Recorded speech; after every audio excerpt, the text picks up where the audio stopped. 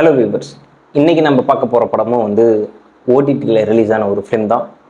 இந்த படத்தோட டேரக்டர் யாருன்னு பார்த்தீங்கன்னா ஜான் கிளாடி அப்படின்ற ஒருத்தர் தான் வந்து இந்த படத்தோட டேரக்டர். அவருமே இந்த படத்தில் வந்து ஆக்ட் பண்ணியிருக்காரு. ஸோ இந்த படத்தோட பேர் வந்து பார்த்தீங்கன்னா பைரி. இப்போ ரீசெண்டாக வந்து ஒரு ஃபிலிம், ரொம்ப ராவான ஒரு ஃபிலிம்னா வந்து நான் இதை தான் சஜஸ்ட் பண்ணுவேன். இந்த படம் ரொம்பவே ராவா, லைக் ஆடுகளம், உரியடி அதெல்லாம் விடமே கொஞ்சம் ராவாகவே இருந்துச்சு. ஏன்னா இந்த படம் ராவா எடுக்காமல் கமர்ஷியலாவோ இல்லை ரொம்ப வந்து சினிமாட்டிக்காவோ எடுத்திருந்தா வந்து இந்த படம் யாருக்குமே பிடிச்சிருக்காது. இந்த படம் பார்த்ததுக்கு காரணம் கூட என் ஃப்ரெண்டுன்னு தான் சொல்லுவேன். ஏன்னா அவன் சஜஸ்ட் பண்ணி தான் நான் இந்த படத்தையே பார்த்தேன். பைரி அமேசான் பிரைமில் வந்து ரிலீஸ் ஆயிருக்கு. ஸோ இந்த படத்தோட மெயின் கேரக்டராக பார்த்தீங்கன்னா ராஜலிங்கம், அப்புறம் வந்து அமல், அப்புறம் வந்து சுயம்பு, அப்புறம் வந்து ரமேஷ் பனியார். இவங்க 4 பேர் தான் வந்து முக்கியமான மெயின் கேரக்டர்ஸ். இவங்க 4 பேர்த்த சுற்றியே தான் அந்த கதை ஓடும். அதோட அவங்க ராஜலிங்கம், அதாவது நம்ம ஹீரோட மம்மி மதர் ராஜலிங்கம் தான் வந்து நம்ம படத்தோட ஹீரோ. சுயம்பு வந்து இந்த படத்தோட வில்லன். ரமேஷ் பனியார்ன்ற வந்து இந்த படத்தோட ஒரு லைக் எப்படி சொல்கிறது, வடசென்னை ராஜன் மாதிரி இந்த படத்துக்கு வந்து இவர். அதுக்கப்புறம் பார்த்தீங்கன்னா நம்ம அமல் வந்து நம்ம ராஜலிங்கம் ஹீரோட ஃப்ரெண்டு. அவருமே இந்த படத்தில் ஒரு மெயின் கேரக்டராக தான் இருப்பார். ஸோ இந்த படத்தோட கதைக்களம்னு பார்த்தீங்கன்னா நம்ம மற்ற ஊருங்கள்லாம் பார்த்துருப்போம். சும்மா என்ன சொல்கிறது, அவங்க ஹாபிக்காக வந்து புறா வளர்க்குறது, அவங்களுக்கு பிடிச்சிருக்குமே வந்து புறா வளர்ப்பாங்க. ஆனால் இந்த படம் முழுக்க முழுக்க வந்து ஒரு புறா வளர்த்து அதை வந்து ரேஸுக்கு கொண்டு போகிற ஒரு குடும்பத்தோட கதை தான். ஏன்னா அவங்க வந்து வம்சாவளி மீன்ஸ் தலைமுறையாக வந்து அவங்க தாத்தா, அப்பா, பாட்டா, இன்னும் கொள்ளு தாத்தா, அவங்க வெள்ளைக்காரன் காலத்திலே இருந்து புறா வளர்த்துட்டு இருந்த ஒரு குடும்பம் தான். அவங்கள சுற்றின ஒரு கதை தான். ஏன்னா நாகர்கோவில், கன்னியாகுமரி இந்த 2 ஊருங்களை சுற்றி இருக்க எல்லா வீட்லேயுமே வந்து புறா வளர்ப்பாங்க. மற்ற ஊர் மாதிரி ஒரு வீட்டில் வளர்க்குறது சும்மா ஹாபிக்காக அப்படிலாம் கிடையாது. எல்லா வீட்லேயுமே புறா வளர்ப்பாங்க.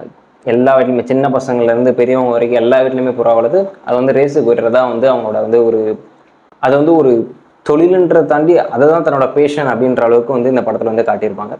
இந்த படத்தில் அந்த புறா வளர்க்கத்தை பற்றி ரொம்ப வந்து ஆர்என்டி பண்ணியிருப்பாங்க. ரொம்ப ரிசர்ச் பண்ணி ரொம்ப வந்து அதை பற்றின நமக்கு தெளிவான விஷயங்கள் நிறைய சில கொடுத்துருந்தாங்க. ஏன்னா நம்மளை பொறுத்த வரைக்கும் புறா எப்படி வளர்க்குறதுனே தெரியாது. ஆனால் இந்த படத்தில் புறா எப்படி வளர்க்குறாங்க, அது பிறந்ததுலேருந்து எப்படி வளர்த்துக்கிறாங்க, அது பார்க்குறது இருந்தால் அதுலேருந்தும் அதை பந்தயத்துக்கு எப்படிலாம் வந்து அவங்க தயார் பண்ணுறாங்க அப்படின்றதெல்லாம் வந்து ரொம்ப தெளிவாகவே காட்டியிருந்தாங்க. அதெல்லாம் இந்த படத்தில் ரொம்ப ஒரு ப்ளஸ் பாயிண்டாக இருந்தது. ஏன்னா ரொம்ப தெளிவாக அதை வந்து காட்டுறது ரொம்ப கஷ்டம். அது ராவா நமக்கு எந்த அளவுக்கு அதை அவங்க வந்து ப்ராக்டிஸ் கொடுக்குறாங்க, அந்த புறாக்கு எந்த அளவுக்கு அவங்க வந்து ஸ்ட்ரகிள் பண்ணுறாங்க அப்படின்றத தான் இந்த படத்துலலாம் நிறைய காட்டியிருந்தாங்க. அது ரொம்பவே ப்ளஸ் பாயிண்ட் இருந்தது. இப்போ கதையாக பார்க்குறோம்னா ராஜலிங்கம் அவங்களோட அம்மா. இப்போ ராஜலிங்கத்தோட அம்மாவுக்கு வந்து என்ன ஒரு கன்சர்ன் இருக்குன்னா, தன்னோட ஹஸ்பண்ட் அதாவது ராஜலிங்கத்தோட அப்பா, அவங்க தாத்தா, அதுக்கு முன்னாடி இருந்தவங்க எல்லாருமே வந்து பந்தயத்துக்கு புறாவை வந்து ரெடி பண்ணுறதுலையும் அதிலே அவங்களோட வாழ்க்கையை அர்ப்பணிச்சு அவங்க காலம் போயிடுச்சு. அவங்க அப்பாவுமே ஒரு சில டைமில் வந்து அதனால நிறைய பிரச்சனைகள் சமாளிச்சிருப்பார். அதே மாதிரி தன்னோட பையனும் வந்து எந்த ஒரு கஷ்டத்துக்குள்ளேயும் போயிடக்கூடாது, எந்த ஒரு பிரச்சனைக்குள்ளேயும் போயிடக்கூடாதுன்றது தான் வந்து நம்ம ஹீரோட அம்மாவோட கன்சர்னாக இருக்குது. அதனால் வந்து ராஜலிங்கன்ற ஒருத்தன் வந்து புறா வளர்க்க போகக்கூடாது, அவங்க வந்து எனக்கு இன்ஜினியரிங்காக தான் இருக்கணும், இன்ஜினியர் படித்து அவங்க வந்து வேறு ஒரு வேலைக்கு நல்ல வேலைக்காக போயிடணும் அப்படின்றது அவங்களோட தாட். ஆனால் நம்ம ஹீரோவோட தாட் என்னவாக இருக்குன்னு பார்த்தீங்கன்னா, நீங்கள் நினச்ச மாதிரி நான் இன்ஜினியரிங் ஆகணும்னா நான் முன்னாடி வந்து புறா வளர்ப்பேன், அதாவது எல்லா எக்ஸாம்ஸும் எழுதி முடிச்சு நான் பாஸ் ஆகி இன்ஜினியர் ஆகணும்னா எனக்கு பிடிச்ச மாதிரி நான் வந்து புறா வளர்க்கணும் அப்படின்றது தான் அவங்களோட தாட்டாக இருக்கும். அதை வந்து அவங்க அம்மா கிட்ட சொல்லுவோம், அவங்க ஒத்துக்க மாட்டாங்க.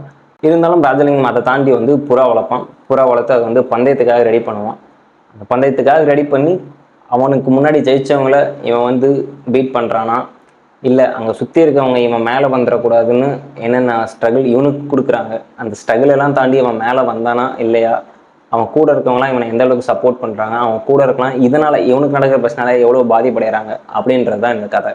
ஸோ பைரி இந்த படத்தோட ஒரு ரொம்ப ப்ளஸ் பாயிண்ட் சொன்னேன்னா, நான் முன்னாடி சொன்ன மாதிரியே ரொம்ப ராவாக ரொம்ப ரியலிஸ்டிக்காக வந்து நமக்கு வந்து எல்லா விஷயங்களையுமே காட்டியிருப்பாங்க. அவங்க சண்டை போடுறதாகட்டும், இல்லை 2 புறா வளர்க்குற கூட்டத்துக்குள்ளே என்னென்ன நடக்கும், அவங்க எந்த அளவுக்குலாம் வந்து சண்டை போட்டுப்பாங்க, எதுக்கெல்லாம் சண்டை போட்டுப்பாங்க அப்படின்றதெல்லாம் வந்து ரொம்ப ராவாக நமக்கு ரியலிஸ்டிக்காக ரொம்ப பிடிச்ச மாதிரி காட்டியிருந்தாங்க.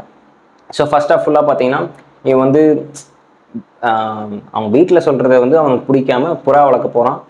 இவன் சரி அதை தாண்டி வந்து அந்த புறா பந்தயத்தில் ஜெயிக்கிறானா இல்லையா அப்படின்ற ஒரு தாட்டுக்குள்ளே தான் நம்ம இருப்போம். ஃபர்ஸ்ட் ஆஃப் பார்க்கும்போது நமக்கு இது மட்டும் தான் தோணும். ஆனால் செகண்ட் ஹாஃப்லேருந்து இது அப்படியே வந்து சேஞ்ச் ஆகும் டோட்டலாக. ஏன்னா அப்போ தான் வந்து வில்லன் என்ட்ரியாக இருக்கும். இங்கே வந்து சுயம்ன்ற ஒரு கேரக்டர் தான் வந்து வில்லனாக வந்து ப்ளே பண்ணியிருப்பாரு. அந்த சுயம்ன்ற கேரக்டர் பார்த்தாலே நமக்கு வந்து பயம் வந்துடும். ஏன்னா செகண்ட் ஹாஃபில் அப்படி ஒரு ஃபைட் சீன் இருக்கும். அதுக்கு உண்டான ஒரு ப்ராப்ளம் வந்து க்ரியேட் பண்ணி அது எந்த அளவுக்கு நமக்கு ரொம்ப ரியலாக கட்டியிருப்பாங்க. ஏன்னா அந்த சண்டை நடக்கும்போது அதுக்கப்புறம் வந்து பார்த்தீங்கன்னா நம்ம நேரில் ஒரு சண்டையை பார்த்தா எப்படி இருக்கும், ரொம்ப ரியலாக நமக்கு உள்ள ஒரு பயம் வரும்ல, நம்ம சுற்றி நின்று பார்க்கும்போது ஒரு பயம் வரும்ல, அந்த அளவுக்கு தான் அந்த சண்டை இருக்கும். அந்த அளவுக்கு வந்து ரியலாக எடுத்திருந்தாங்க. உண்மையிலுமே பார்க்கவும் வந்து எனக்கு செகண்ட் ஹாஃப் பார்க்கும் அந்த இடத்துல கொஞ்சம் ஃபியர் வந்து எனக்கு உள்ளே வந்துச்சு. அந்த இடத்துல நம்ம இருந்தால் என்ன பண்ணியிருப்போம் அப்படின்றது. ஏன்னா ராஜலிங்கம் வந்து, அதாவது லிங்கம் ஹீரோ, லிங்கம்னா கூப்பிடுவாங்க.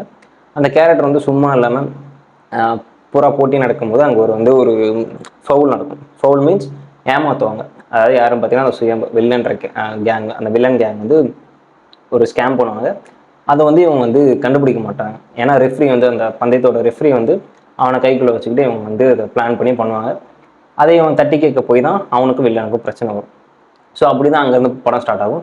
அங்கேருந்து படம் வந்து பயங்கரமாக போகும், ஒரு ஸ்டாப்பே இல்லாமல் ரொம்ப இன்ட்ரெஸ்ட்டாக போகும். எனக்கு ரொம்ப பிடிச்சேன். ஏன்னா ஸ்டார்டிங்கில் பார்க்கும்போது எனக்கு போர் அடித்த மாதிரி தான் இருந்தது. ஃபர்ஸ்ட் ஹாஃப் வந்து ஸ்டார்டிங் ரொம்ப ஒரு 20 to 30 minutes வந்து எனக்கு வந்து ரொம்ப ஸ்லோவாக இருந்தது. அதே மாதிரி ஓகே மொக்கையாக தான் இருக்க போகுது அப்படின்ற ஒரு தாட் தான் இருந்துச்சு. ஆனால் படம் போக போக போக தான் வந்து ரொம்ப இன்ட்ரெஸ்ட்டாக ரொம்ப ஃபாஸ்ட்டாகவே போயிடுச்சு. ஆனால் இந்த படம் வந்து ரொம்ப சினிமாட்டிக் யூஸ் பண்ணாமல் கமர்ஷியலாகவும் யூஸ் பண்ணாமல் ராவாக எடுத்திருந்தாங்க. அது இந்த படத்தோட ரொம்ப ப்ளஸ் பாயிண்ட்டு. ஸோ இது மற்ற படம் மாதிரி சும்மா ஏதோ ஒரு ரேஸு அப்படின்னு காட்டாமல் எந்த அளவுக்கு அவங்க ஒரு புறாவை ரேஸுக்காக வந்து ரெடி பண்ணுறாங்க. இப்போ ஒரு 30 நாள் அவங்க ப்ராக்டிஸ் கொடுக்குறாங்கன்னா அது எல்லாத்தையுமே காட்டியிருந்தாங்க. அதை தாண்டி புறா பந்தயம் வந்து எப்படி நடக்குது அப்படின்றது வந்து ரியலிஸ்டிக்காக காட்டுறாங்க. மற்ற படத்துல வந்து மொத்தமாக எல்லா புறையும் பறக்க விடுறது அப்படி தான் இருந்துச்சு. இது வந்து ஒருத்தரோட புறாவுக்கு ஒரு டைம் கொடுத்தாங்கன்னா அந்த டைமில் அந்த புறாவை பறக்க விடணும். அங்கே ரெஃப்ரி இருப்பாங்க, அவங்க சொல்கிறது தான் வந்து டிசிஷனாக இருக்கும். அந்த அளவுக்கு தான் அந்த இப்படி தான் வந்து புறா பந்தயம் நடக்கும் அப்படின்றது தெளிவாக ரொம்ப ஒரு ரிசர்ச்சிங் வந்து ரொம்ப நிறையவே பண்ணியிருந்தார் ஜான் கிளாடி. அவருமே இந்த படத்தை வந்து நடிச்சிருந்தார். அமல்ன்ற ஒரு கேரக்டர். அமல் வந்து நம்ம லிங்கத்தோட ஃப்ரெண்டு. ஸோ இவங்க 2 பேரும் ரொம்ப க்ளோஸ் ஃப்ரெண்ட்ஸாக இருப்பாங்க இந்த படத்தில்.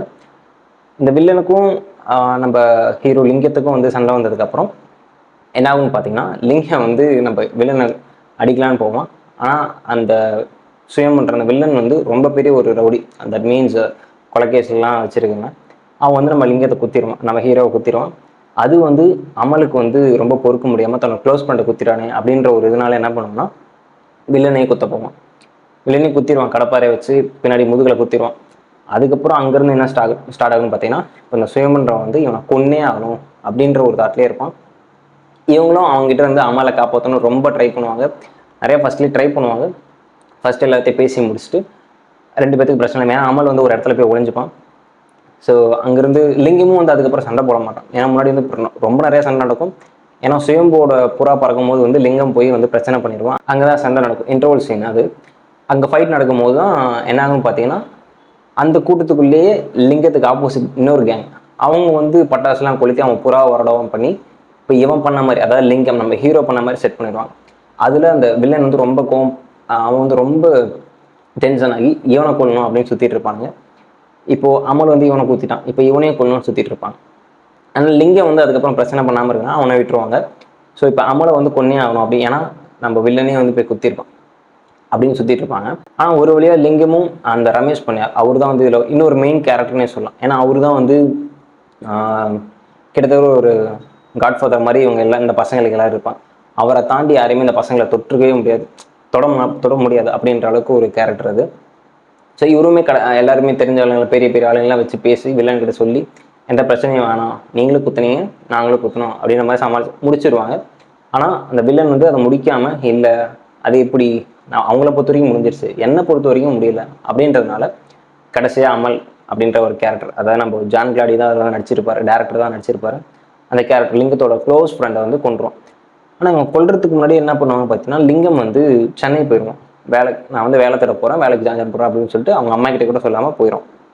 இந்த இடத்துல ஒரு ஃபினிஷிங்கே இல்லாமல், ஏன்னா பார்ட் 1 பார்ட் 2 இந்த படம் எடுத்ததே ஃபர்ஸ்ட் பார்ட் 1 எடுத்து ரிலீஸ் பண்ணிட்டாங்க, பார்ட் 2 படம் முன்னாடியே எடுத்துட்டாங்க.